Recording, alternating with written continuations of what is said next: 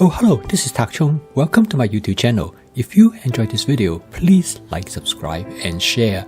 Feel free to write to me at walkwithtak@gmail.com if you have any question regarding to this video or any other videos that I've posted in the past. If you have any videos that you would like me to make, please let me know. I'm looking forward to hearing from you.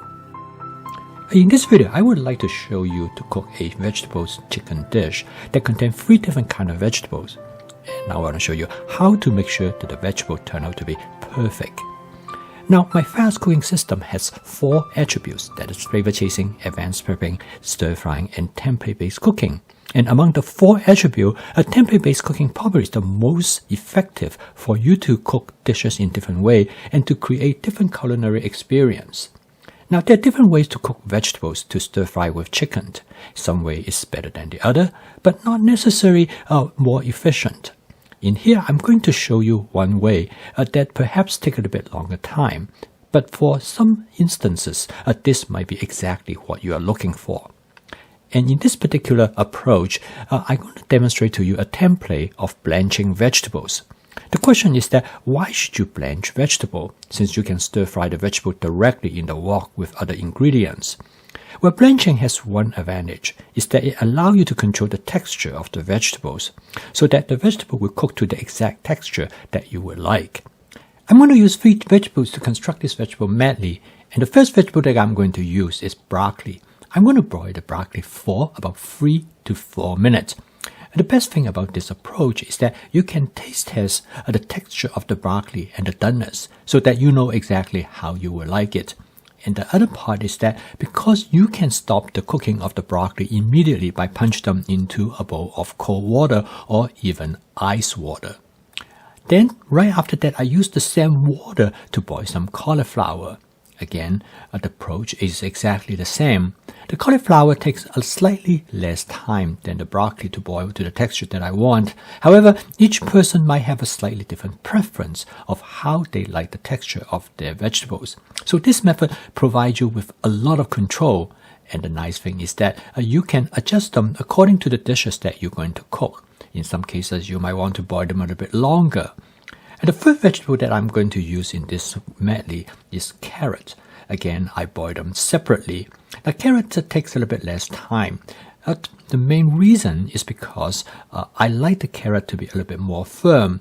So in this case, I will make sure that I will control the time that I use for boiling the carrot. Now, this general approach is very useful for almost any kind of vegetables, particularly vegetables that are fibrous, vegetables that require a long time to cook. Brussels sprout is another good example that this method works very well. Another example which I often use this method is a green bean.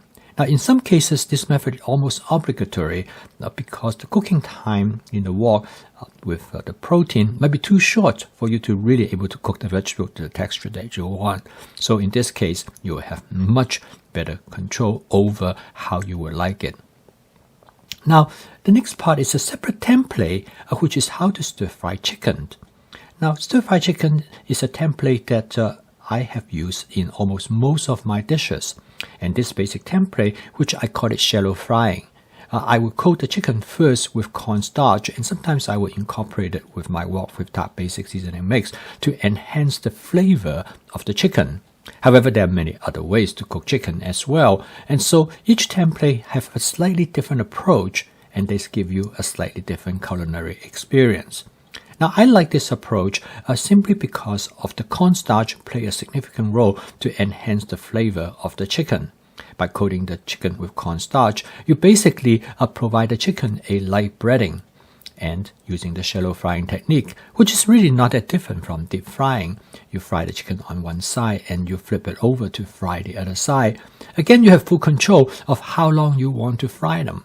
And sometimes you want to fry them for a short time, or sometimes you want to fry it longer to have a more crispy texture.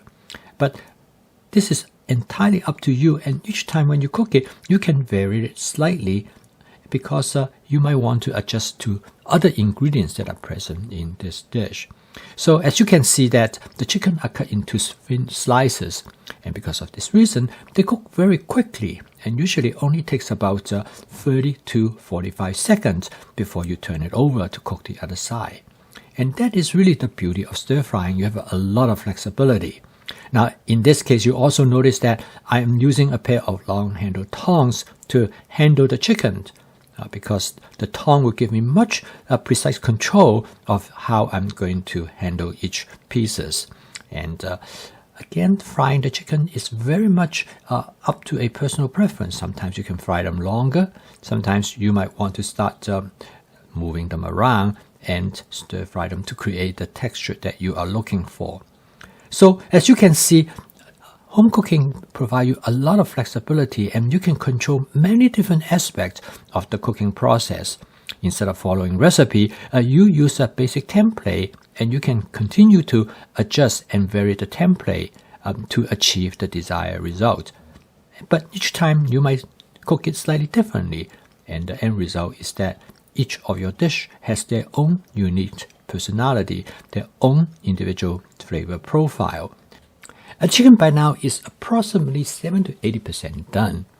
Next, I'm going to add the vegetable to the wok. The first vegetable I'm going to add is some broccoli. This is then followed by the cauliflower and then the carrot. Now, it is important to remember your vegetables are already cooked. Basically, what you are doing at this point is to mix them together with the chicken. Now, this is a distinct difference than if you cook the vegetable directly with the chicken before they have been blanched. The other method, which I have done in the past, is that I will add the broccoli, the cauliflower, and the carrot directly to the wok. And in this case, you need to cook them longer because it will take time to cook this vegetable, unless you do not mind them that they have a crunchy texture. At this point, as you can see, the intention is not to cook these vegetables because they have already been cooked. Instead, they are going to combine with the chicken, so you can season the dish, in this case, with oyster sauce. And this is then followed by some hoisin sauce. Now, the ratio between the two sauces is about 2 parts of oyster sauce to 1 part of hoisin sauce. There are a couple of things you can do differently. First and foremost is you can vary the amount of sauces that you add. And secondly, you can change the ratio. Recently, one viewer wrote to me and asked me, how much sauces do I add? And what is the ratio between different types of sauces? First of all, is that I find that it is difficult for me to answer his question without explaining to him, is that I do not have a set amount of sauces that I add. And the reason is that I realize that different food ingredients will react with the sauces differently. And also, I might feel different each time when I cook. In some cases, I might like to have the sauces stronger. In other cases, I might want to have no sauces at all because I want to taste the natural flavor of the food ingredients. So not only the difference in food ingredients will shape me how I'm going to season the dish, but also the quality of the ingredients will also make a difference. If I have broccoli that are very fresh, then I probably will add just a very small amount of sauce, because when the broccoli is fresh, I like the natural flavor of the broccoli. However, when the broccoli do get a little bit older, I find that it is better for me to add more sauces to cover up perhaps some of the unexpected flavor in the broccoli. And this video is a demonstration of using 2 different templates to combine them together. The first template is how to blanch vegetables. And of course, you can blanch these vegetables for many other type of dishes, any other type of cooking situation. And the second template is how to stir fry chicken using the shallow frying method.